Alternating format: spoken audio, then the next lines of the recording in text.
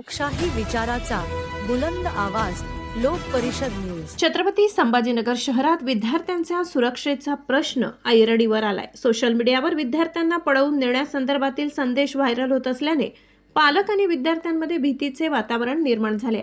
या पार्श्वभूमीवर विद्यार्थ्यांच्या सुरक्षेसाठी तातडीने कडक उपाययोजना करण्याची मागणी करण्यात आली आहे। भारतीय जनता पक्षाच्या अनुसूचित मोर्चाचे शहर जिल्हाध्यक्ष सचिन मिसाळ यांनी आज पोलीस आयुक्तालय छत्रपती संभाजीनगर येथे पोलीस आयुक्तांना निवेदन देत शहरात वाढीव पोलीस गस्त आणि विशेष बंदोबस्त करण्याची मागणी केली आहे। हे निवेदन शहर जिल्हा अध्यक्ष किशोरदादा शितोडे यांचे मार्गदर्शनाखाली देण्यात आले।